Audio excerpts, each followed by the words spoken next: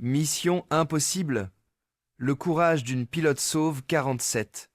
Aube brûlante sur la vallée poussiéreuse de Kalat. 5H12. Silence brisé. Le soleil se levait comme un disque rouge derrière les crêtes noires. L'air sentait la poudre froide et la terre sèche. Alpha Company était coincé au fond du ravin étroit. Les radios grésillaient sans pause comme des insectes nerveux. Le sergent-chef Malik Ozeï pressait sa joue contre une pierre chaude. Sa peau sombre luisait de sueur et de poussière mêlée. Il sentait chaque battement de son cœur comme un marteau sec. Les balles ennemies découpaient des gerbes de sable devant lui. Une fumée blanchâtre montait d'un blindé frappé plus tôt. Colonel Morrison rampait entre deux rochers pour vérifier les blessés. Sa voix restait calme, mais ses yeux étaient durs. Morrison disait toujours que le terrain pense avant l'homme. Aujourd'hui, le terrain semblait penser contre eux. Malik compta les silhouettes autour. Ils étaient épuisés, dispersés, vulnérables. En face, les insurgés occupaient les hauteurs nord et est. Ils tiraient avec des mitrailleuses lourdes et des roquettes improvisées. Les obus claquaient contre la paroi comme des coups de fouet. 3 hommes gisaient inconscients sous une bâche sable tachée. Un 4e murmurait des fragments de chansons pour tenir. Malik regarda sa montre tachée de poussière. Air support estimé dans 3 heures. 3 heures, dans ce gouffre, était une éternité sanglante. À 08 selon le journal radio, la situation fut déclarée critique. La voix du contrôleur division montait un ton plus haut. Les batteries ennemies se rapprochaient pas à pas. Ils entendaient parfois des rires secs sur les collines. Malik pensa à la cuisine de sa mère à Accra. Il sentit un goût de piment fantôme sur sa langue sèche. Il inspira lentement pour tuer la panique. Il répéta en silence un vieux proverbe africain. Quand la maison brûle, l'eau timide ne suffit pas. Un projectile frappa la pierre et éclata en éclats brûlants. Un éclat coupa le gant gauche de Malik. Il serra plus fort son marqueur laser. Le ciel restait vide, bleu cru, impassible. Le temps se dilatait dans la poussière vibrante. Morrison rampa encore et posa une main sur l'épaule de Malik. Il murmura qu'il tiendrait la ligne jusqu'à la dernière cartouche. Malik répondit d'une voix rauque qu'ils avaient déjà brûlé la moitié. À un 23, un murmure circula dans les écouteurs. Une voix féminine coupa la fréquence comme une lame nette. Ici, Major Valentina Kowalski, indicatif Valkyrie, cap sur votre zone. Malik releva brusquement la tête derrière son rocher. Il échangea un regard incrédule avec un caporal blessé. Le contrôleur division cria « Retournez à la base immédiatement ». La voix de Val resta ferme, plate, résolue. « Négatif. Je poursuis. Pas question de vous laisser disparaître. » Malik n'avait jamais entendu ce timbre précis d'obstination froide. Il sentit un courant d'espoir glisser dans son ventre noué. Morrison ferma les yeux une seconde et soupira. La tension changea d'odeur, comme avant l'orage. Malik prit la radio secondaire. « Ici Ozeï, désignation laser possible si vous entrez arc nord. » Val demanda vent, distance, menace prioritaire. Malik donna chiffre clair malgré sa gorge sèche. Il décompta les nids de mitrailleuses sur la crête dentelée. Il indiqua l'emplacement d'un camion munitions camouflé sous des filets verts. Val répondit reçu. Approche basse, profil silencieux, tenez-vous prêt. Le sifflement grave arriva avant le moteur. Un Addix Thunderbolt 3 glissa derrière la crête ouest. Son fuselage gris semblait une bête lourde aux ailes massives. Des marques noires de maintenance parsemaient sa peau métallique. Malik observa la verrière étincelante frôler, le ciel immobile. Un insurgé lança une fusée d'alerte rouge. La fusée traça une cicatrice dans l'air clair. Val plongea encore plus bas en demi-tonneau contrôlé. Malik sentit une admiration brûlante pour cette audace calculée. La première passe Fut un silence suspendu. Puis la terre vibra sous le rugissement brutal du Go-8. Le canon tonna comme une scie géante déchirant du métal dense.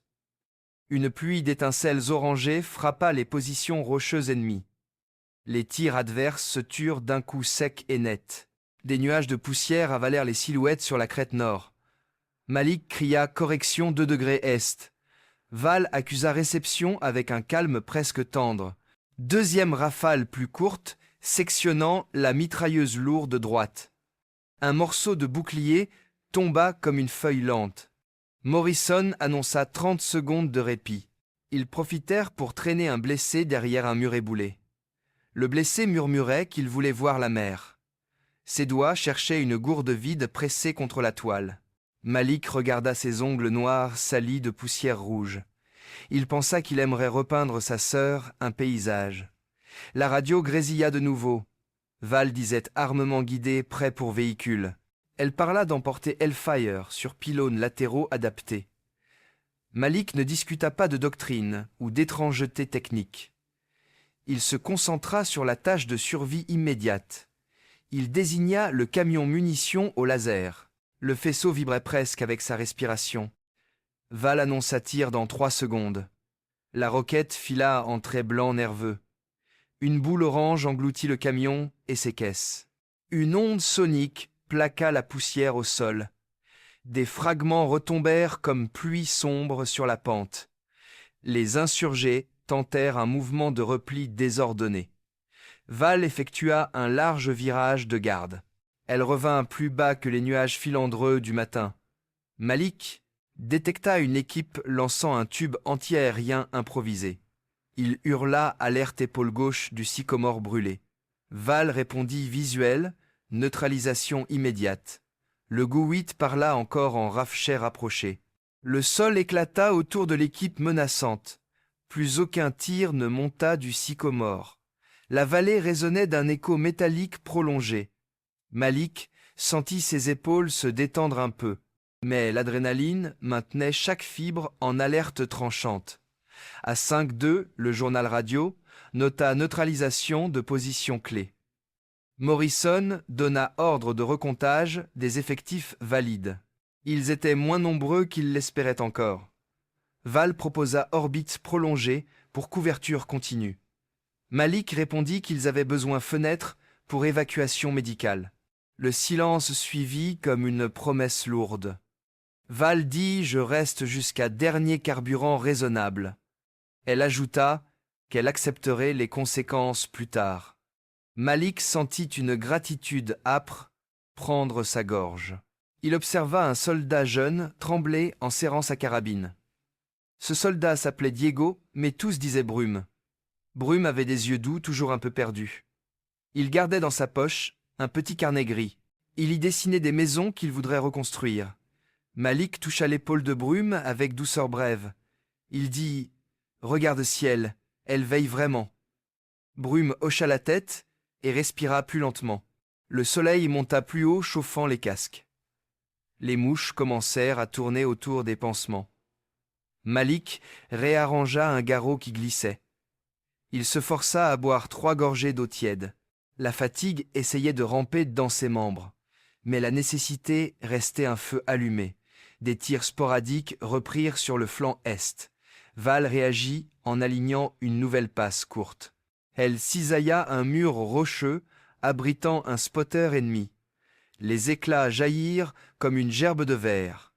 À 10h47, elle annonça dernière roquette Hellfire armée. Malik désigna 2 pick-ups camouflés tentant retraite poussiéreuse.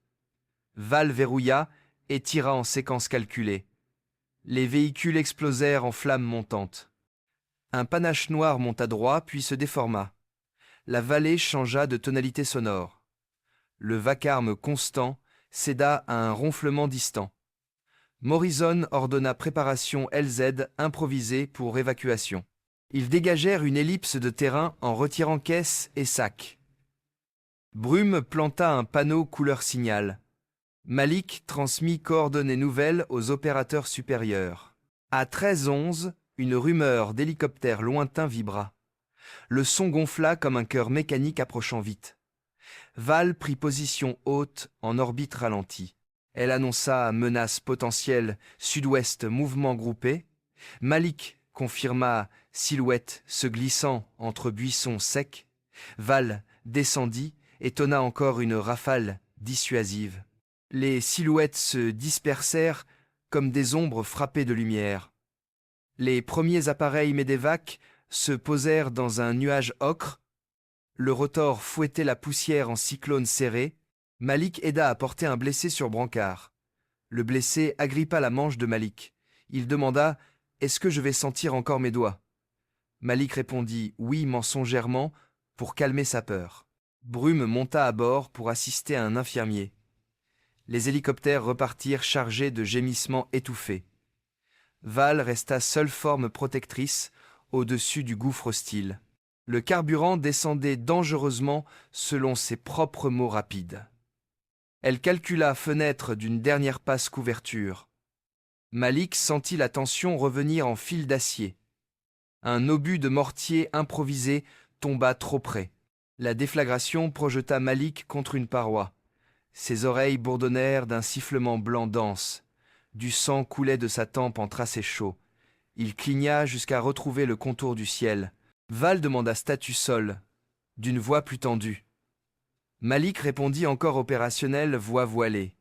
Il craignait de perdre conscience dans la poussière mouvante. Il pensa soudain à une juste possibilité de mourir après le pire. Il se força à s'asseoir et respirer calibré. Derniers hélicoptères d'évacuation annoncèrent arriver en approche basse. Val effectua une ultime garde agressive vers les crêtes. Plus aucun tir organisé ne monta. Morrison donna ordre de préparation extraction partielle. Malik refusa de partir avant comptage final. Brume revint courir après avoir aidé. Ses yeux brillaient de fatigue mélangée à foi neuve. Il dit « On n'est pas encore sorti, mais on existe toujours. » Malik sourit faiblement, lèvres fendillées.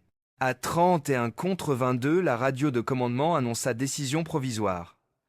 Action de Valkyrie considérée héroïque malgré violation procédure stricte.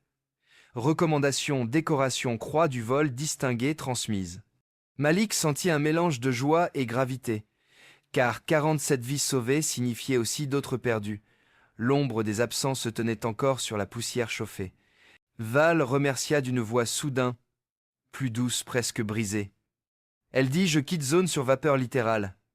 Malik répondit « Merci au nom de chaque respiration restante ». La Dix seconde éloigna lentement, puis disparut derrière une arête pâle. Le ciel reprit son indifférence bleue neutre. Le vent fit bruisser un sac plastique oublié. Malik observa la vallée devenue théâtre silencieux. Il inspira l'odeur âcre de cordite et de sueur séchée. Il sentit la fatigue entrer cette fois comme une marée lourde. Morrison posa une main lourde sur son épaule. Il dit « Ton calme a tenu la charnière aujourd'hui ». Malik répondit « C'est la voix de Val qui a ouvert la porte ». Il pensa aux règles pliées sous le poids des minutes sanglantes. Il pensa aussi au coup intérieur que personne ne voit. Plus tard, il écrirait le nom de chaque homme sauvé dans un carnet. Il laisserait une page blanche pour ceux perdus ce matin. Brume s'assit près de lui et sortit son carnet gris. Il esquissa un dessin de l'Adix sous une arche de fumée. Son trait tremblait, mais restait tendre. Malik regarda le dessin devenir témoignage simple et vrai. Il sentit une larme silencieuse laver la poussière de sa joue. Le soleil montait encore, ignorant leurs pensées lourdes. La guerre ne se termina pas dans cette vallée, mais quelque chose de fragile s'y reconstruisit discrètement. Une confiance rude entre courage individuel et mission collective. Malik se leva enfin et remit son casque fendu. Il dit « Allons préparer la prochaine ligne avant que l'ombre revienne. » Il marcha lentement vers le versant ouest en comptant chaque pas. Le vent dispersa les dernières volutes noires. Le jour entra pleinement dans la gorge pierreuse. Et la mémoire de la voix de Valkyrie resta suspendue. Elle devint un fil invisible reliant les vivants aux absents. Malik porta ce fil en silence comme une promesse. Il savait que la nuit ramènerait les visages manquants. Il accepta que l'espoir ne soit jamais parfait. Pourtant il marcha, car la survie exige d'avancer. La vallée derrière lui gardait une part de son souffle. Devant, la route poussiéreuse n'offrait aucune garantie. Il continua malgré tout avec un cœur cabossé mais présent. Ainsi se referma lentement cette journée brûlée et sauvée à moitié. Et la guerre continua. Mais aussi la fragile volonté d'humanité.